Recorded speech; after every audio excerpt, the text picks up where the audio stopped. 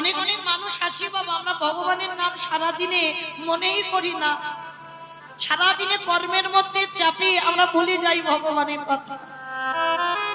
যার জন্য অনেক অনেক ভক্তরা ছেলে মেয়েদের নাম ভগবানের নাম অনুসারে রাখে। কেন? যাতে বাবা সন্তানের নাম উচ্চারণ করলে আমার ভগবানের 10টা ছেলের মধ্যে ছোট ছেলেটার নাম রেখেছিল নারায়ণ। খেতে নারায়ণ, বসতে নারায়ণ, উঠতে নারায়ণ।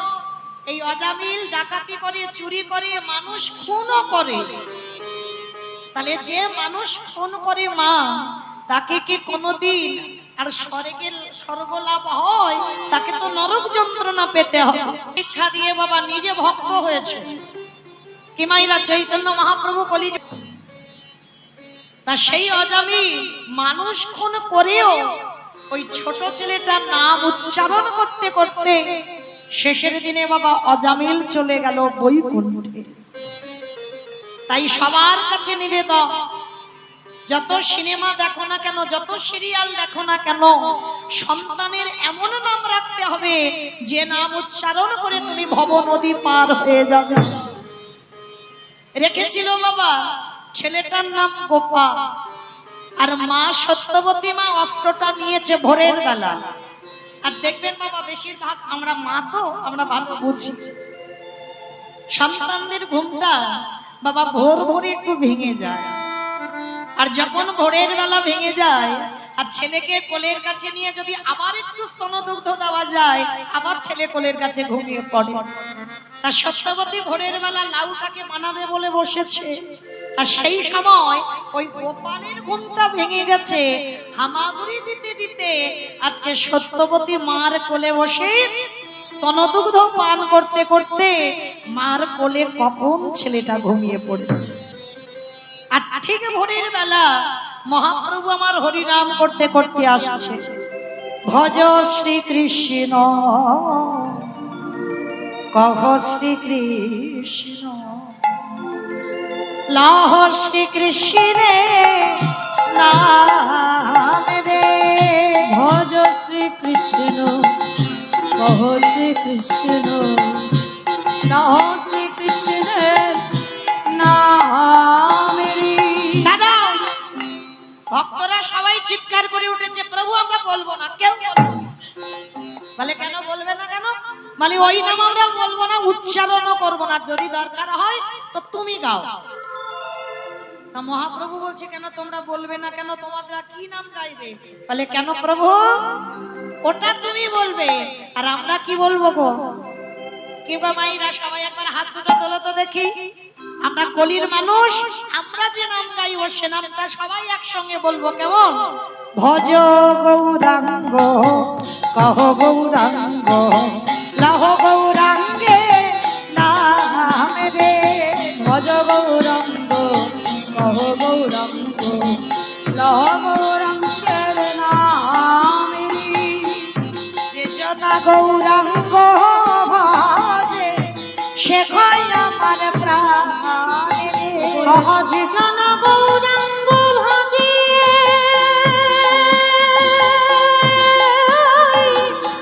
সে হয় আমার প্রাণ রে। ভজে জন গৌরাঙ্গ ভজে সে হয় আমার প্রাণ রে। ভজ গৌরাঙ্গ কহ গৌরাঙ্গ, লাহ গৌরাঙ্গের নাম রে।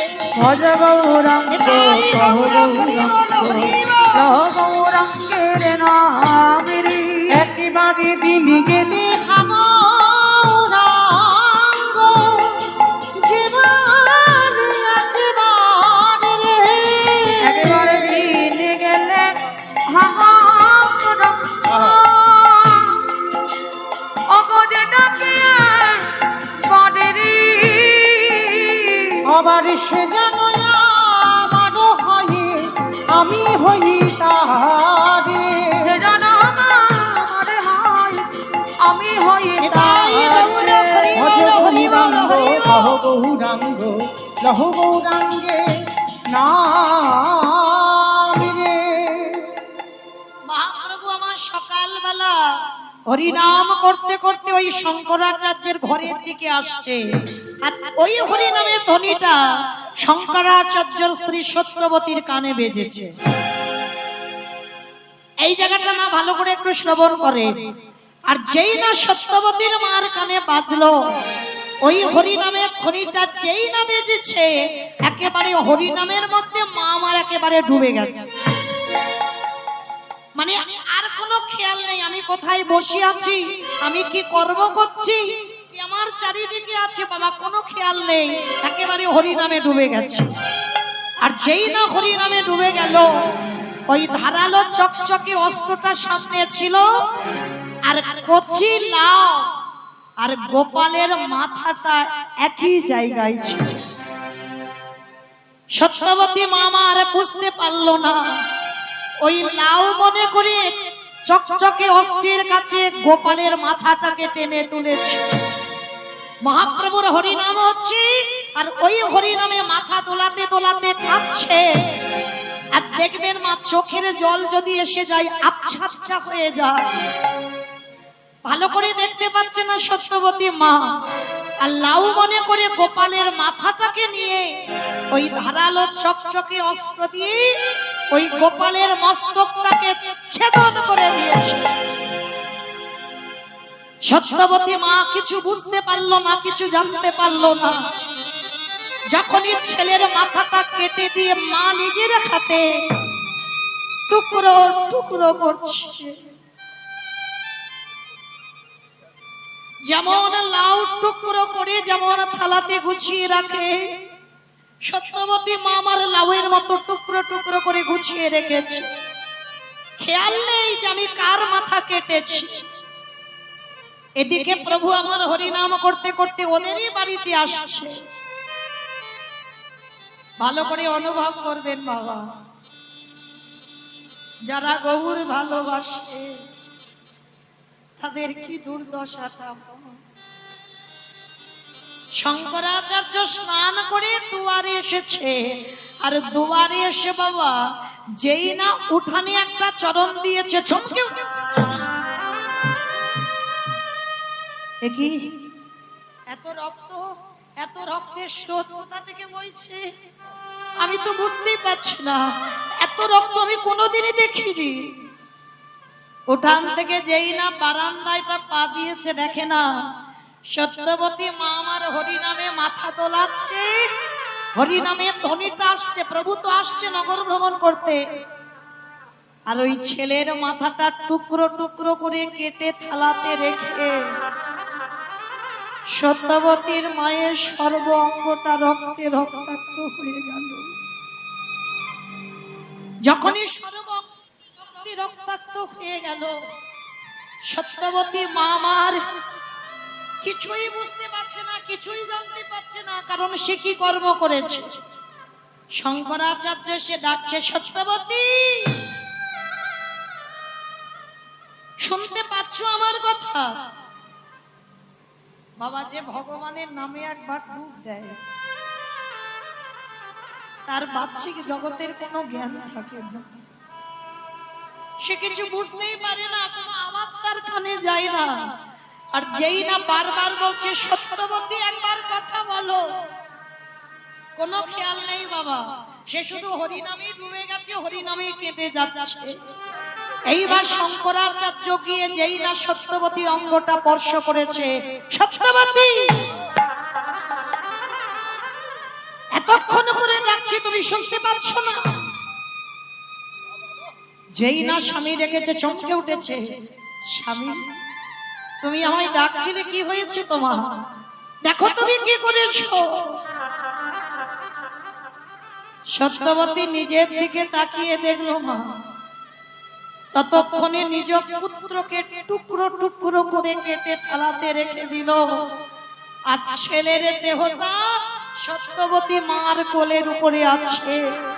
চিৎকার করে ডাক দিল, গৌর হরি, গৌরী হে।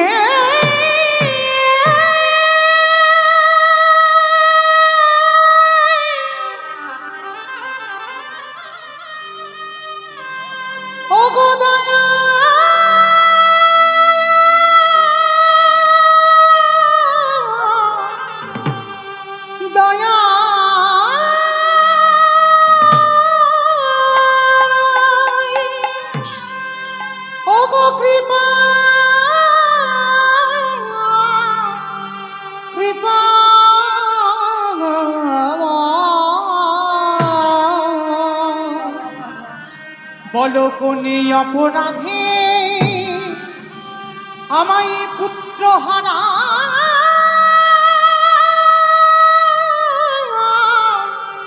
করে দি।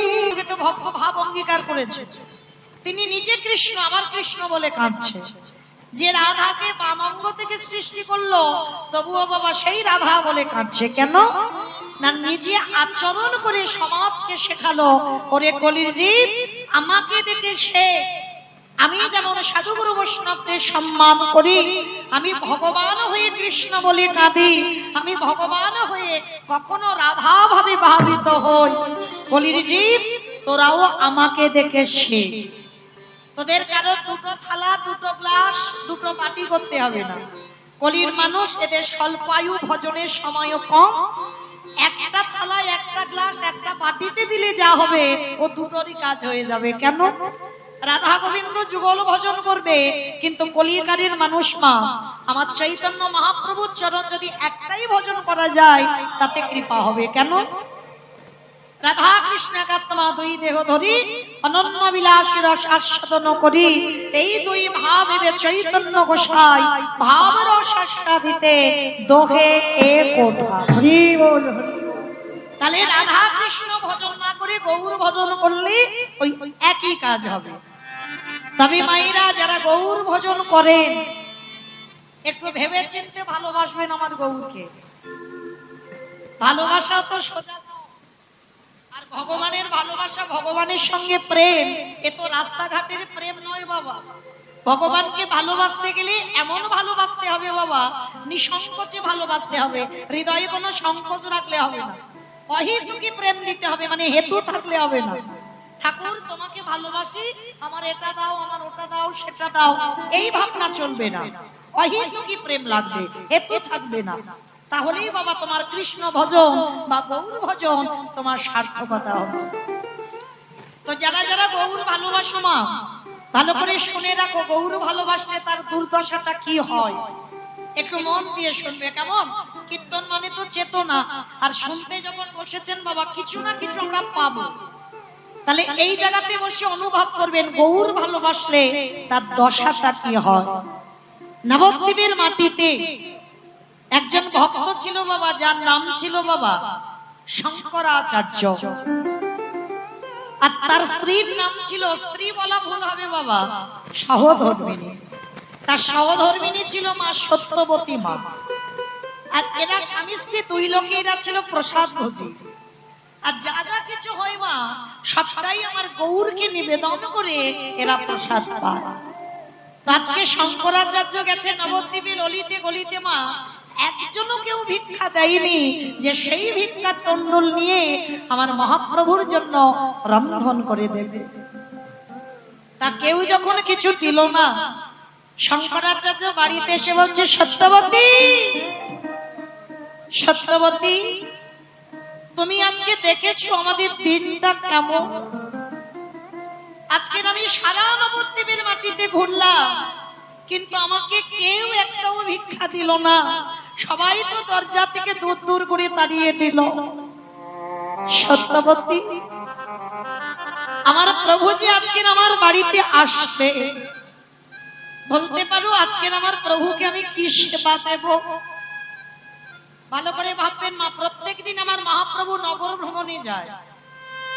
এই যে আমি দুপুর বেলায় এসে দেখলাম আজকের ভোগের আসর, তো ভক্তরা সবাই মিলে কত ধুমধাম আনন্দ করে সবাই পরিক্রমায় বার হয়েছে মহাপ্রভুকে নিয়ে, নগর ভ্রমণ করে সবাই এসেছে এখানে।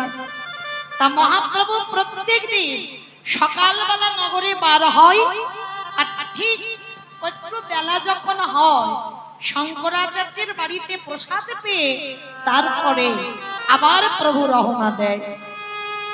এটা প্রতিনিয়ত ছিল মা। তো আজকেরও শঙ্করাচার্য ভিক্ষায় গেছে, প্রভুর জন্য রান্না করে দেবে মা, কিচ্ছু পাইনি। বাড়িতে ফিরে সত্যবতী মার কাছে কান্নাকাটি বাঁধিয়ে দিয়েছে। সত্যবতী, তুমি ভেবে দেখেছো আমি তো কিচ্ছু পেলাম না, তাহলে গৌর সেবা দেব কি দিয়ে? স্বামী, তুমি ভেবো না, তুমি চিন্তা করো না, এখনো তো তোমার সত্যবতী মা বেঁচে আছে। লোকে দাঁড়িয়ে দাঁড়িয়ে পেলে না তো কি হয়েছে, আমার ঘরের চালে তো একটা কচি লাউ হয়ে আছে। ভগবানের খুব পছন্দের খাবার বাবা, কচি লাউয়ের পায়েস। কেউ যদি মানিয়ে দেয়, আমার মহাপ্রভু বললেন সারা জীবন আমি সেই ভক্তের দরজায় বন্দী হয়ে যাই। তার সত্যবতী মা স্বামীকে বলছে তুমি ততক্ষণে স্নানে যাও, আর আমি কচি লাউটাকে পেড়ে কচি লাউটাকে দিয়ে একটু পায়েস বানিয়ে রেখে দিই, আর ততক্ষণে নিমাই এসে প্রসাদ পাবে। সত্যবতী মা লাউটাকে পেড়েছে মা, আর লাউটাকে পেড়ে ধারালো চকচকে অস্ত্র নিয়েছে। লাউটা তো টুকরো টুকরো করে বানাতে হবে, তারপরে তো কচি লাউয়ের পায়েস হবে। আর এই সত্যবতীর মা একটা ছোট্ট সন্তান ছিল, সবে হামাগুড়ি দেয়, কথা বলতে জানে না, যার নাম ছিল মা গোপাল। ছেলের নাম রেখেছিল গোপাল, কেন জানো? যাতে কোনোদিন আমার ভগবানের নাম ভুলে না যায়। আর সত্যবতী খেত না, কেন ভুলে যাচ্ছি? আজ আমি তোমাকে একটা সত্য কথা বলে রাখি, সত্য বলবো। আমার ছেলেটা মরে গেছে, আমার ছেলের এই মৃত্যু শোক আমি সইতে পারবো, কিন্তু আমার বাড়িতে যে আজকে আমার গৌরহরি আসবে না, আমার বাড়িতে যে একটা দিন হরিনাম বন্ধ হবে, এইটা আমি সহ্য করতে পারবো না। কেমন ভক্ত দেখেছো, ছেলে মরে গেছে সহ্য করতে পারবে, কিন্তু একদিন বাড়িতে হরিনাম হবে না, এইটা সহ্য করতে পারবে না। কিন্তু মা তো বাবা ধৈর্য ধরতে পারে, বাবার মনের কষ্ট তার সবার কাছে বলতে পারে না, কিন্তু মা বলতে পেরে যায়। সত্যবতী মা এত কাঁদছে, শঙ্করাচার্য মুখটা বেঁধে দিয়েছে যাতে আওয়াজ না বেরোয়, আর ছেলের টুকরো করা দেহটা পুটলিতে করে বেঁধে ঘরের মধ্যে রেখে দিয়েছে, যাতে আমার গৌরহরির কাছে চলে না আসে। সত্যবতী মায়ের হাতে পায়ে দড়ি বেঁধে দিয়েছে, ঘরের দরজা বন্ধ করে স্ত্রীকে রেখে দিয়েছে, আর ওদিকে গৌরহরি আমার হরিনাম করতে করতে শঙ্করাচার্যের বাড়ি ঢুকেছে। প্রতিদিন যেমন আনন্দ হয় আজও হচ্ছে। শঙ্করাচার্য প্রতিদিন প্রভুর সঙ্গে নগর ভ্রমণ করে, আর নয়ন জলে বক্ষ যুগল ভাষা। কি বাবা, আমরা তো নগর ভ্রমণ নাচানাচি করে করি, নবদ্বীপের মানুষরা মহাপ্রভুর সঙ্গে যখন হরিনামে যেত, নয়ন জলে তাদের বক্ষ যুগল ভেসে যেত। শঙ্করাচার্যের বাড়িতে বাবা আজকের হরিনাম হচ্ছে, সবাই নাচানাচি করছে, শঙ্করাচার্য প্রতিদিন কাঁদে, আজও কাঁদছে। তবে বাবা আজকের কান্নাটা একটু আলাদা, কারণ দুটো শোক তো একসঙ্গে হয়েছে। পুত্র হারাবার শোক, আর প্রভু যদি আজকে জেনে যায় যে আমার বাড়ি অসহজ হয়েছে, তাহলে কালকে থেকে আমার বাড়িতে আর হরিনাম হবে না। এই দুটো শোক, হরিনাম বন্ধ হবার শোক আর পুত্র হারাবার শোক, দুটো একসঙ্গে হয়েছে। যখনই নয়ন জলে বুক ভাসিয়ে কাঁদছি, প্রভু আমার এসে জিজ্ঞাসা করছে, আচ্ছা শঙ্করাচার্য, তোমার কাছে আমি আজকের একটা কথা জানতে চাই। কি কথা গৌরহরি?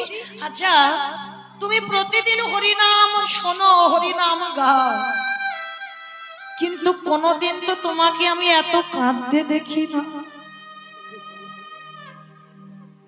বলতে পারবে তোমার বাড়িতে কি কোনো অমঙ্গল ঘটেছে? বলো না। তোমার বাড়িতে কি কোনো দুর্ঘটনা ঘটেছে?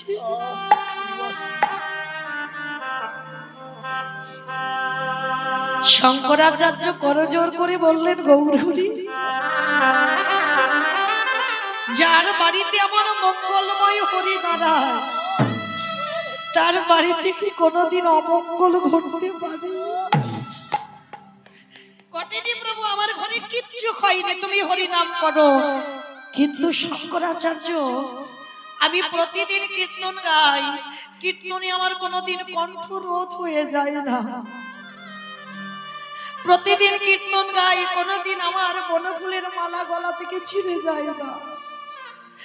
প্রতিদিন কীর্তন গাই, আমার কীর্তনে কোনোদিন তাল ভঙ্গ হয় না। কেন জানি না, মনে হচ্ছে তোমার বাড়িতে কোনো দুর্ঘটনা ঘটেছে। না না গৌরহরি, কিচ্ছু ঘটেনি আমার বাড়ি। আর এদিকে সত্যবতী মা দরজা বন্ধ করা, হাতে পায়ে দড়ি বাঁধা, শুধু মনে মনে আকুল প্রাণে কাঁদে আর বলে, গৌরহরি, গৌরে হে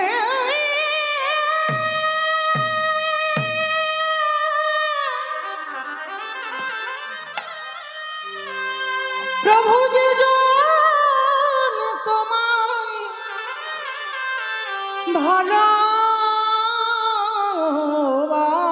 ভালোবাসে, বলো না, তারে কি এমনি করে কাঁদিতে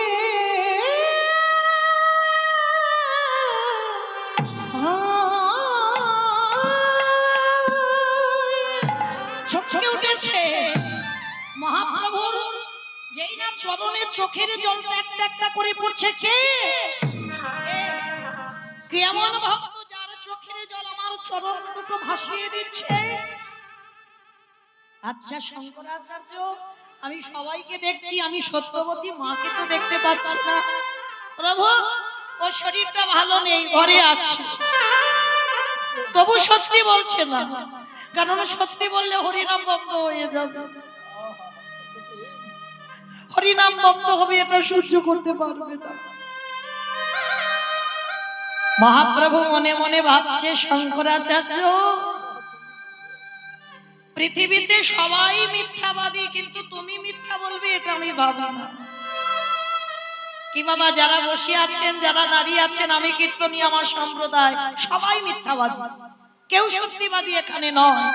আমরা তো প্রত্যেকে বলেছিলাম, ঠাকুর, জগতে গিয়ে আমরা কৃষ্ণ দাস হব, হয়ে গেলাম আমরা সবাই মায়া মোহের দাস। ছেলে আমার, মেয়ে আমার, জায়গা আমার, জমি আমার, বিষয় আমার, সব আমার।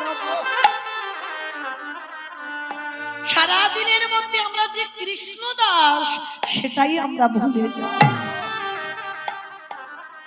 তাই এবার প্রভু বলছে, কই দেখি তো একবার গিয়ে। না প্রভু, ঘরে কিচ্ছু নেই, তুমি যেও না। শঙ্করাচার্য, কোনদিন তো তুমি আমার কাজে বাধা দাও না, তবে আজকে দিচ্ছ কেন?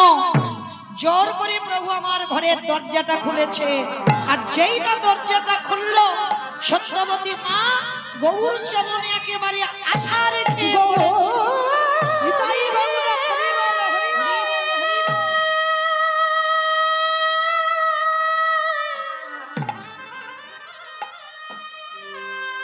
বলো কোন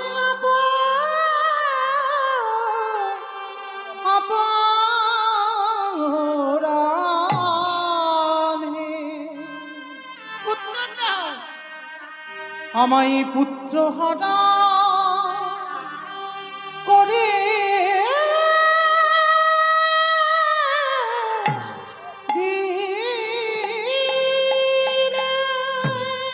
আমি তো কোনোদিন তোমার কাছে বলিনি আমার সংসার দাও, কোনোদিন বলিনি আমার পুত্র দাও, কোনোদিন বলিনি আমার পরিজন তোর শোনা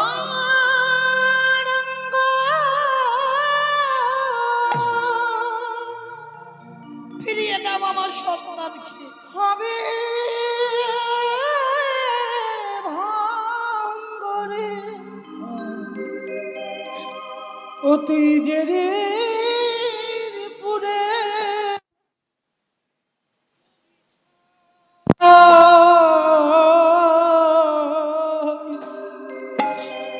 যাবি উড়ে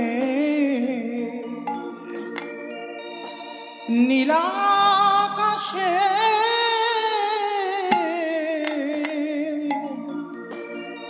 কয়লারি ধোঁয়া সোনার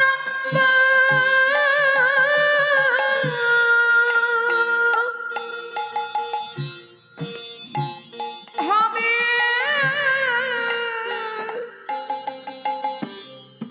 ভঙ্গারে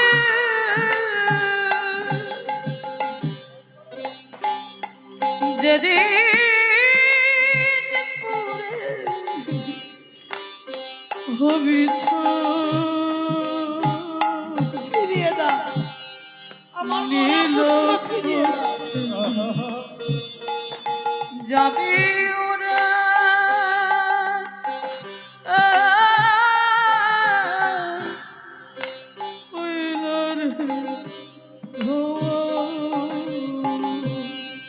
ও তোর টাকা পয়সা বাড়ি গাড়ি কেউ তোর কাছে থাকবে না সব ও তোর রইবে পড়ে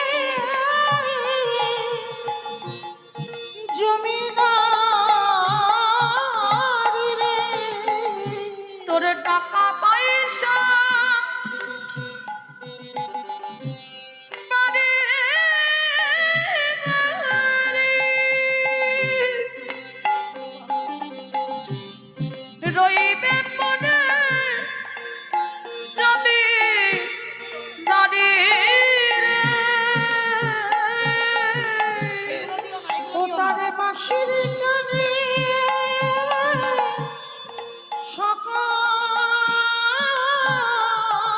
সকাল ছেড়ে তার বাঁশির টানে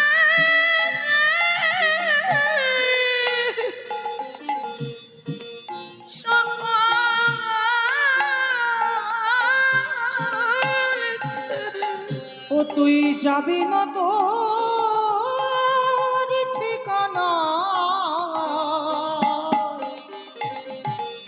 নিতাই গৌর প্রেমানন্দিয় হরি বল হরি বল হরি বল। কয়লারে ধোয়া ওরে মা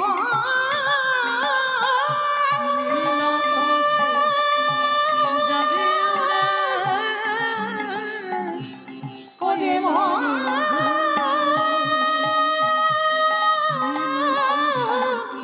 যাবে ওরে মা